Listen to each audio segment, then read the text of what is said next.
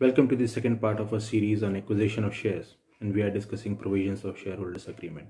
In the earlier video, we have discussed execution of SHA, completion of share acquisition transaction, standstill provision, conditions precedent. And in this part, we will discuss the provision relating to corporate governance of the company, information and inspection rights given to the investor, and preemption rights. Under the head of corporate governance, we'll discuss the provision relating to board composition, its meetings, shareholders meetings, affirmative vote matter or reserve matters. But before we discuss the provisions relating to corporate governance, let us take a moment to answer two important questions. First, why these provisions are required in the SHA when they are already present in the Companies Act. Second, are these provisions standard across all SHAs? To answer the first question, the provisions relating to corporate governance as they are present in the Companies Act may not provide the requisite protection that an investor seeks, and therefore to get the requisite protection, these provisions are modified to the extent such modifications are allowed under the law, and then the modified provisions are inserted in the AOA of the company, that is Articles of Association of the company. AOA is the constitution of the company, and day-to-day management of the company is done as per the provisions of AOA. So when these provisions are inserted in AOA, technically the day-to-day management of the company is being run as per the provisions of this SHA.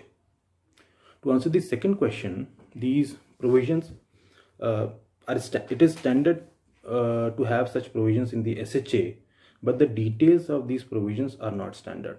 It is something to be negotiated between the investors, company and promoters. As we have discussed in the first video, that how or what is the parameter that promoters need to have when they are deciding on giving away their rights with respect to board and voting, then they have to see as to how much percentage of equity or how much percentage of stake investor is getting out of the investment. That the provisions relating to composition of board under the SHA will provide for total number of directors that will form board of directors of the company, and right of investors and promoters to appoint directors on the board. To avoid the situation of tie and draw, generally the composition is kept in odd numbers, that is 3, 5, 7 or 9. And who will have the majority on the board will again be dependent on the percentage of stake that investor is getting. If investor is getting a substantial stake, say 25% or even 20%, then it is possibility that investor would like to keep the majority on the board. In that situation, if for example the composition is of 5 members, then 3 members will be appointed by investor and 2 will be appointed by promoters. The next point is the frequency of board meetings. As per the Companies Act, there has to be a minimum of 4 meetings in a year, and the maximum gap between 2 meetings could be 120 days. Generally, this provision is not modified, but if required, this provision can be modified in the SHA to provide for a minimum of say 6 meetings instead of 4 meetings in a year, and the intervening period can be reduced, say 90 days instead of 120 days. Next point is notice. As per the Companies Act, minimum of 7 days notice is required for holding a board meeting.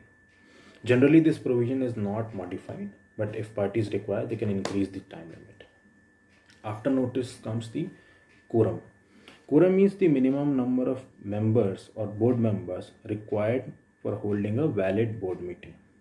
As per the Companies Act, it is 1/3 of the composition or 2 members, whichever is higher. But in the SHA, generally investors will keep a quorum right.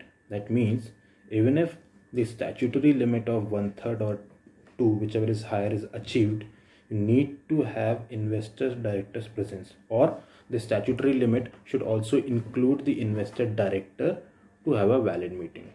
So if investor director is not present in a meeting, then meeting will be adjourned for a future date. While negotiating these provisions with investors, promoters need to keep in mind one thing, that overall management of the company is governed by the board of directors. So if they are losing the majority, technically the control of board and the control of company goes into the hands of investors. So again, it will be dependent on the quantum of stake that investor is getting, and based on that, promoters will have to take a call whether they need to give away the majority or not. And second point, they need to keep in mind that these provisions should not be restrictive in the nature, that they should not restrict the day-to-day operations or normal functioning of the company. For example, the quorum requirement. So even if the statutory limit of 1/3 or 2, whichever is higher, is achieved, company cannot hold a board meeting because investor director is not present, and investor director has a quorum right in the SHA. In such situations, promoters need to agree on exceptions. So they can agree on a situation that if in the first meeting investor director is not present, meeting will be adjourned, and in the adjourned meeting, if investor director is again not present, then subject to the meeting of statutory requirement of quorum, that is 1/3 of the composition of 2, whichever is higher, then company will be allowed to have a meeting. Further, as we have discussed in earlier video and this episode also, we are discussing that everything depends on the parameter of decision is the stake of investor. Then today probably I've invested in the company and I hold 25%. It may not be true in future.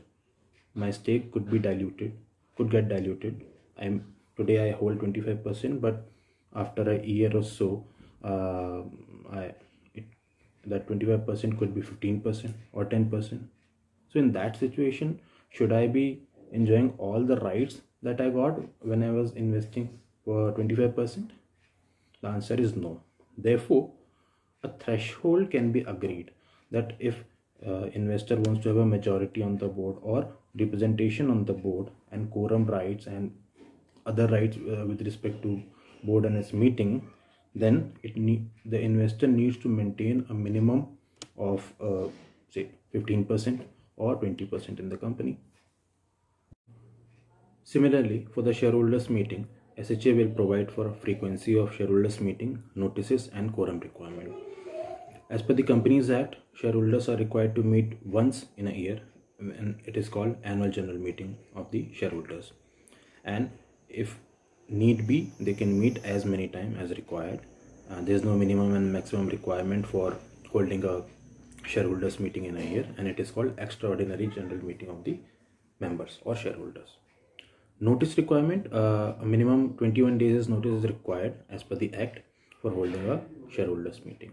But if 95% of the members which are entitled to vote in a meeting, if they give their consent, then a shorter meeting can be called at a shorter notice.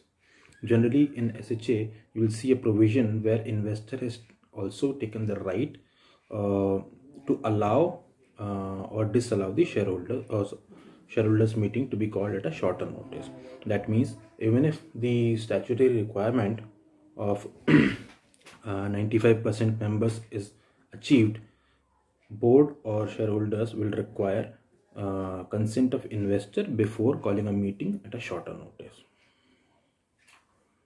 In terms of quorum, Companies Act provides for minimum of 2 members in case of a private company, and for public company there are 3 limits, which is a minimum of 5 members if the total number of members are more than 200 but less than 1000, and 15 members if the total number of members are more than 1000 but less than 5000, and in case of more than 5000 members, the quorum limit is 30 members. And just like the board meetings, an investor will have a right to form quorum in the shareholders meetings as per the provisions of the SHA. That means even if the statutory requirement, which is a minimum of 2 members in private company, investor's representative or investor, in case the investor is individual, will be required to form a valid quorum. and if the quorum is not present, then meeting will be adjourned. The solution that we have suggested in with respect to the rights of investor in terms of board and board meeting will be similar in case of shareholders meeting, that if investors stake goes below a particular shareholding, then the rights to form a quorum and right to allow and disallow meeting at a shorter notice will fall away. Next comes a very important point of voting, how resolutions are passed in a board meeting and in a shareholders meeting. For a board meeting, a resolution can be passed by ordinary majority, that is 51%. And in shareholders meeting, there are two types of resolution. One is ordinary resolution, which is 51%, and one is special resolution, where 75% of the members which are entitled and which are voting needs to vote in favor of a matter to be passed by way of special resolution. There are certain provisions under Companies Act which require special resolution by the members. But in a shareholders agreement, you will find one more provision when it comes to voting, and it's called affirmative vote matter, reserve matter, investor protection matter, minority shareholder protection matter.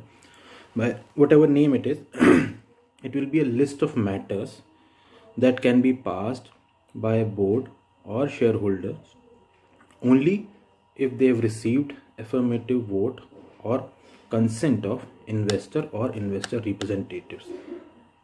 So that means that the statutory limit of simple majority in case of board and in case of shareholders meeting, whether it is ordinary or special resolution based on the act, you need to have an additional consent, or at least the statutory consent should include the consent of investors. And it's a list of matters which can be different in based on the nature of the company and nature of the negotiation that happens, but there are few matters which you will find are there in almost all the SHA. First is the change in board composition. So if you require if you want to change the board composition, then you require investors' consent. While discussing the board composition in board meeting, we have discussed that it will be either a board of 3 members, 5 members, 6 members. So if you want to increase the limit from 3 to 15, which is the statutory limit, then you require investors' consent. The next matter is change in AOA and MOA.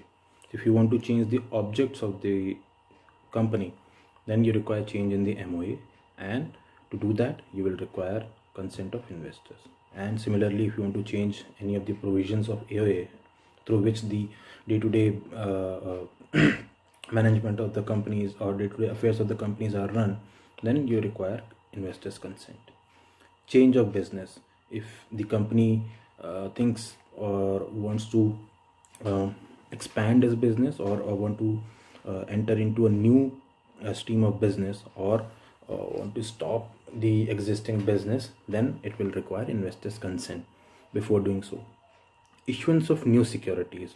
If a company requires or intends to issue new shares and securities in the company, then it will require investors' consent. Then comes the point of raising loan or debt. Then also you require investors' consent. Sale, transfer, disposal of assets, or creating pledge or any encumbrance on the assets of the company will require investors' consent. Appointment of statutory auditor will require investors' consent. Approval of financial statements and annual reports of the company will require investors' consent. Approval of business plan requires investors' consent. Investment by company in other entities, change in control of the company, voluntary winding up or insolvency of the company, and declaration of dividend. these are the most common matters which are there in almost all the affirmative vote list. And these are material to the interest of investors, and therefore investors would like to keep their right to give consent on such matters. Again, you can always have a threshold of shareholdings, that if your shareholding goes below say 10% or 15% or 5%, then you will lose all your affirmative vote matters. And within the affirmative vote matters also, you can always have an exception or limits. So for example, if your affirmative vote matters provides that company cannot raise loan or debt in the company, then you can always have a limit that a company should be allowed to raise loan up to certain amount, and that amount can be decided based on the nature of the business. So it could be 10 lakh in a year, or it could be 10 crore in a year. Next comes the information and inspection rights of investor. Just like affirmative vote matters, it's a list of information and documents which company and promoters are required to provide investors on an ongoing basis, and as per the time limits set out in the SHA. Though inspection and information rights are also present in the Companies Act, but not all the information on inspection rights are given to shareholders, because overall management of the company is in the hands of directors. Therefore, to avoid a situation where investors have a right to appoint director but they have not appointed a director, or they have lost the right to appoint director but they still continue to be the shareholders in the company, and to put a circular or to put a ongoing obligation on the company and promoters to provide information even without receiving any request from investors, they agree on a inspection and information right.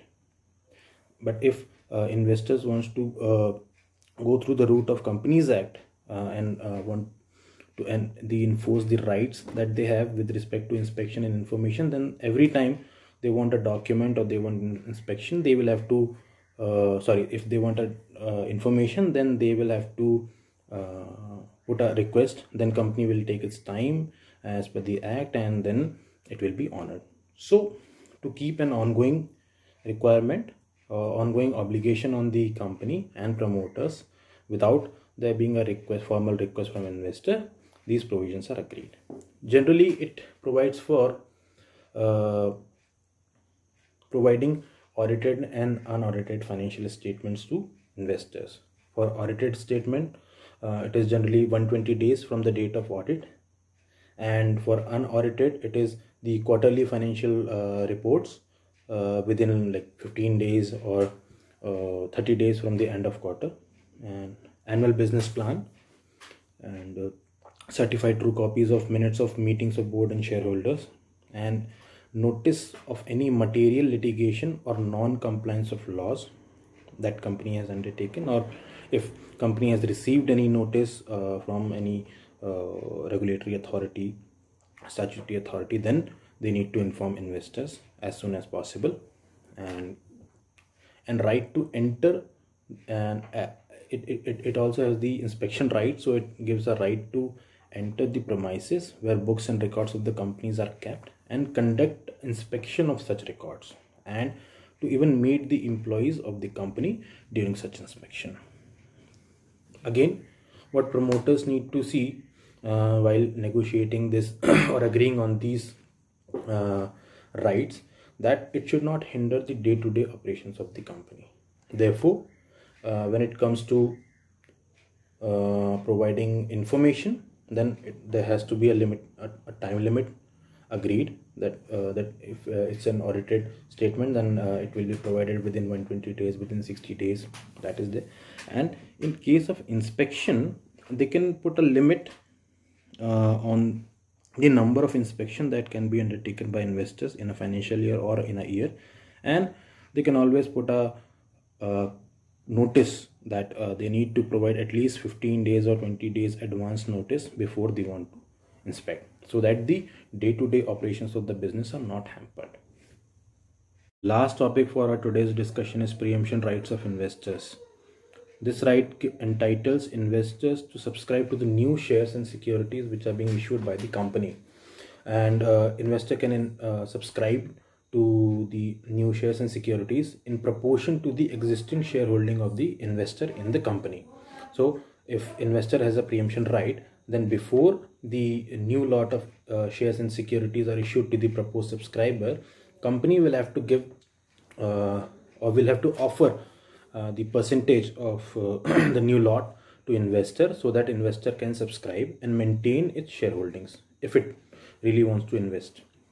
This becomes very important where fall away of rights is connected to the threshold of shareholding, like we have discussed in board NS meeting and shareholders meeting, and in affirmative vote matter also, that these rights can be limited to a threshold of shareholding. So if such provisions are agreed, then it becomes very much important for investor to have a preemption right, so that it has a chance, it gets a chance to subscribe and maintain its shareholding.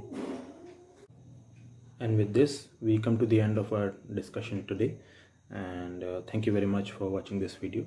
In our next episode, we will discuss share transfer restrictions and exit rights of investors.